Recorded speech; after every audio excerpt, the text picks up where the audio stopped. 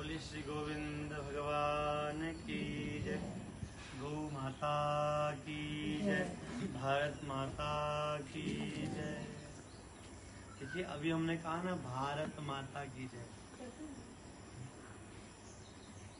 तो भारत माता जो है कौन है? वास्तव में गौ माता ही भारत माता है। अब आप बोलेंगे कैसे? तो पहले मैं अपना थोड़ा सा परिचय दे दूँ। ऐसे भी मैं परिचय देता नहीं हूँ, आपसे मैंने भी सीख लिया। तो हमारी जैसे जन्मभूमि जो है मंडी में ही है, मंडी धर्मपुर में। अपने हिमाचल से ही हूँ मैं भी।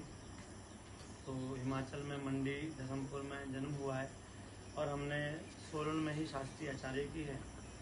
और मैं भी पतंजलि योगपीठ से जुड़ा आर्ट ऑफ लिविंग में भी रहा हूँ 1-1.5 साल।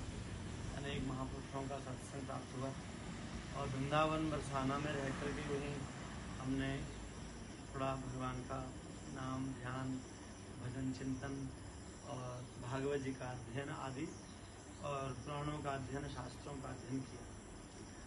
और गौ माता तो देखो सबकी माता है, चाहे कोई ऋषि मुनि हो, ज्ञानी हो, ध्यानी हो, चाहे कोई चोर उचक्का हो, चाहे कोई सती सावित्री हो, चाहे कोई अन्य हो, सभी के लिए गौ माता पूज्य है। गौ माता राष्ट्र माता, इसमें ये भी एक भाव जो है दिया गया है। और गौ माता की सेवा सुरक्षा और सम्मान के लिए हम पूज्य महाराज के साथ और हमारे महापुरुषों के नाम सुन ही चुके हैं, सब महापुरुषों के साथ एक होकर के उनके भाव में, उनके संकल्प में प्रतिज्ञा, उनकी जो प्रतिज्ञाएँ, उन प्रतिज्ञाओं में एक होकर के हम अपने कार्य करने का प्रयत्न कर रहे हैं, सेवा करने का। हमारे तो निरंतर सेवा कर रहे हैं। तो गौ माता की पहले देखिए हम थोड़ी सी महिमा समझें। अभियान के विषय में महाराज ने बताया आपको, गो सम्मान आह्वान अभियान, कि लोगों में गौ माता के सम्मान की भावना हो। देखिए हमारे जीवन में कितने ही प्रकार के कष्ट हैं, दुख हैं, दोष हैं, उनकी निवृत्ति, उनका नाश जो है वो गौ सेवा से हो जाता है। ऐसा शास्त्रों में लिखा है और प्रमाणित भी हुआ है। गौ माता हमारे समस्त कष्टों का निवारण करती है, यहाँ तक कि सब रोगों का भी निवारण करती है। कोई भी रोग हो, सब प्रकार के रोगों का निवारण पंचगव्य से होता है, दूध, दही, घी। और गौ माता का जो गोबर गौमूत्र है, जो किसी भी हम कहते भी काम नहीं आएगा, तो पहले हमारे पूजा पाठ होता है तो पहले गौ माता के गोबर से ही लेपन करते, क्योंकि कोई बात नहीं, चलो देखो भाई गोबर जो है इस संसार में, देखो आप इस संसार में कोई भी ऐसा जीव नहीं है, माता जी बोलो जय श्री कृष्ण। इस संसार में कोई भी ऐसा जीव नहीं है जिसका शरीर का गंदगी मल जो है काम आता हो, शायद ही आता हो।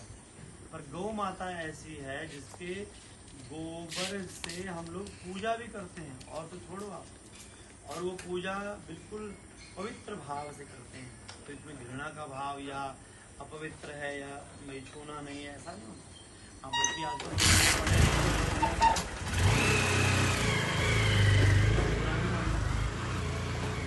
कुत्ते की मलमूत्र उठा लेंगे, कुत्ते को घर में रख लेंगे, कुत्ते को गाड़ी में भी रख लेंगे, कुत्ते के साथ सो भी लेंगे। तो गौ माता का गोबर खाने में बुरा मानते हैं। क्यों?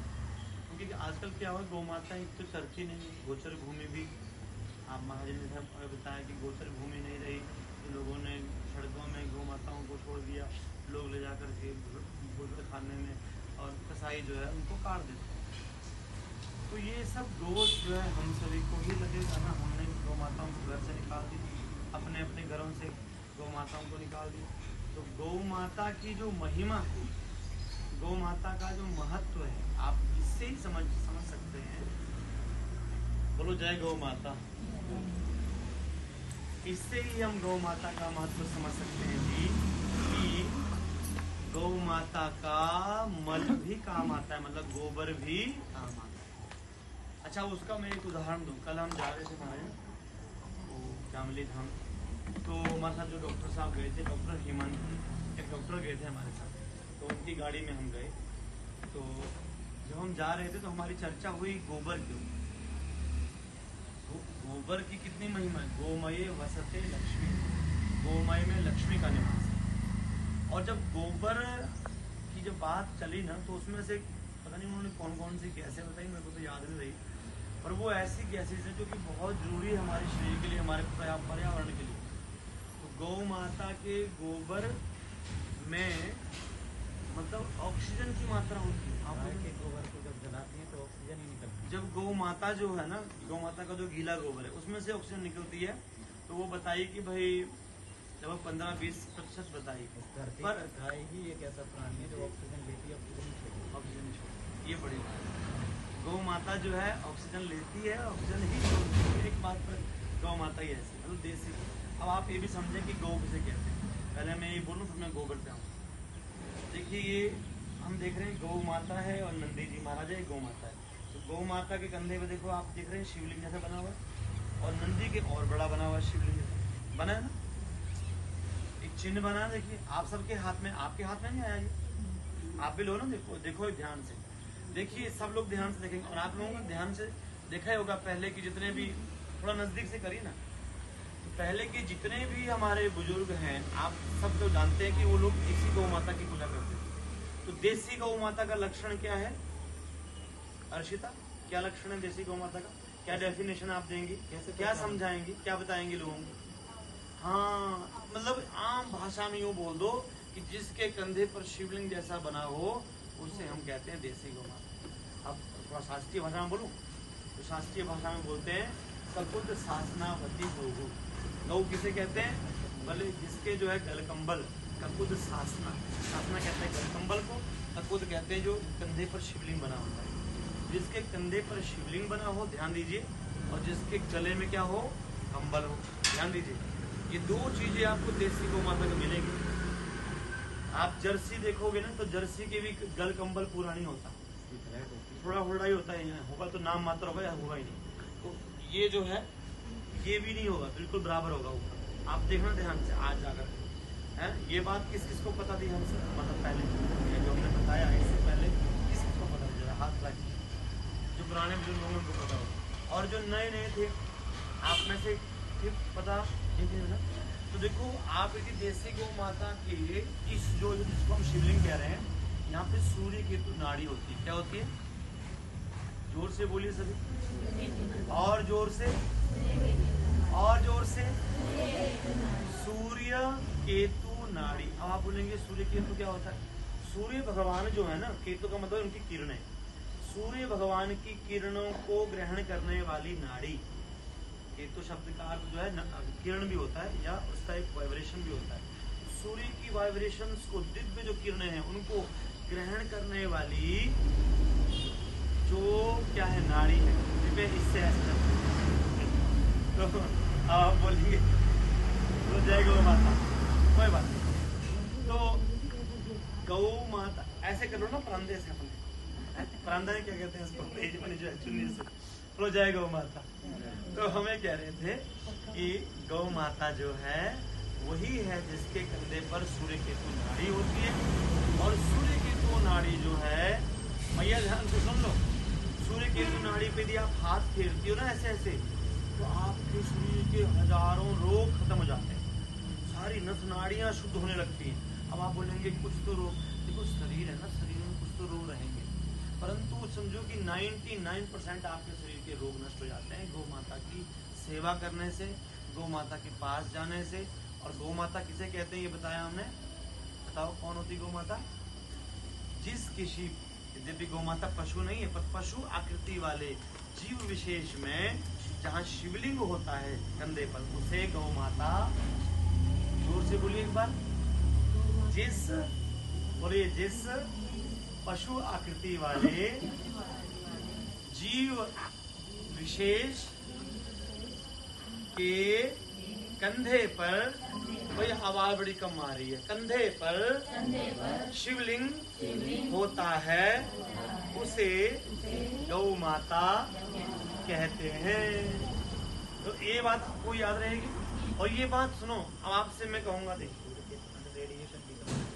सूर्य केतु नाड़ी जो है वो रेडिएशन भी कम करती है, अनेक प्रकार के रोग बता दिए हमने, के जो मतलब संसारिक जितने प्रकार के जो आजकल एक रेडिएशन हो रहा है, मोबाइल का है या अन्य चीजों का है, तो इसका जो दुष्प्रभाव है ना हमारे शरीर पे, भोपाल वाली जो घटना हुई ना, त्रासदी भोपाल में जी, एक घटना ये भी हुई। आप बोल दो सर। ऐसा हुआ था, आपने सुना होगा बच्चों, भोपाल में त्रासदी का नाम सुना है? गैस कांड। जब वो गैस कांड हुआ था तो आसपास के सारे लोग लगभग मर गए थे। वहाँ एक पास में एक बुढ़िया रहती थी। वो बुढ़िया कच्चे घर में रहती थी और गाय के गोबर से अपने घर को लीपती थी।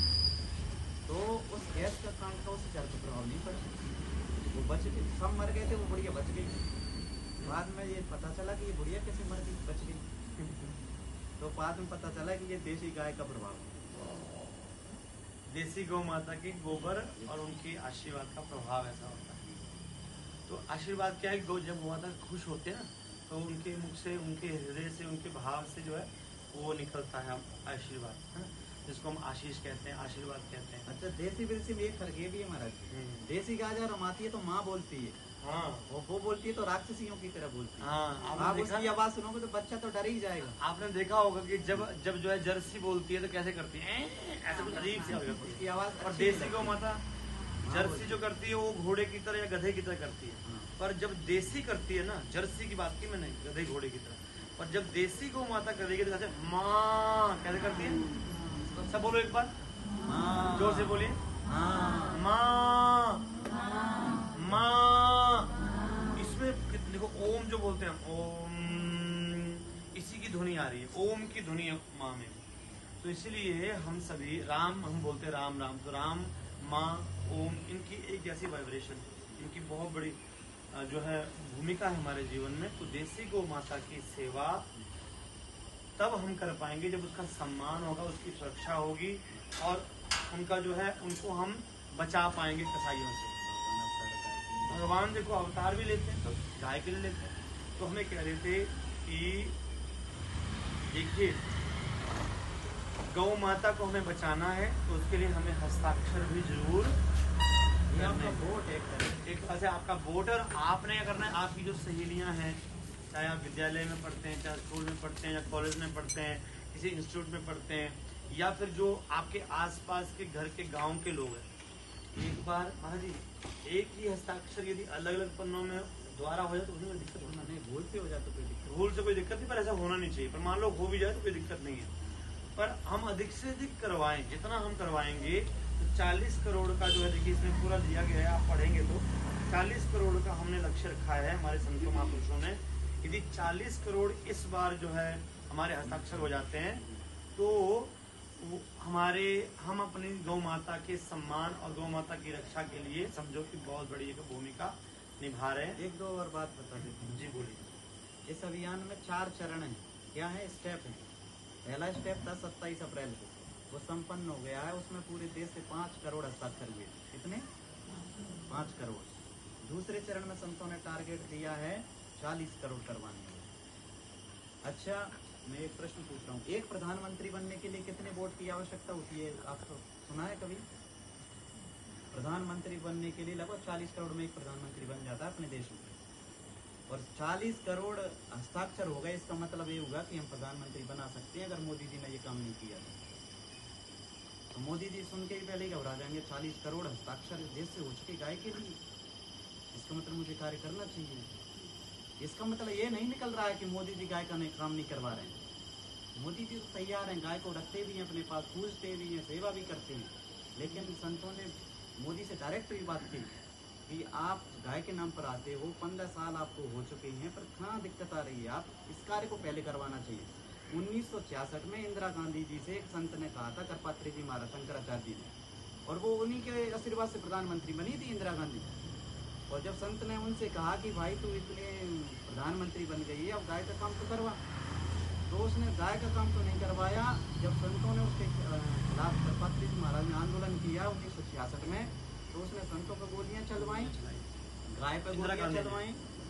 तो इंदिरा गांधी को करपात्री जी महाराज ने बोला, मैं संत हूँ, तुझे श्राप तो नहीं दे सकता, लेकिन तूने गाय पे भी गोली चलवाई, इसलिए मैं तुझे श्राप दे रहा हूँ।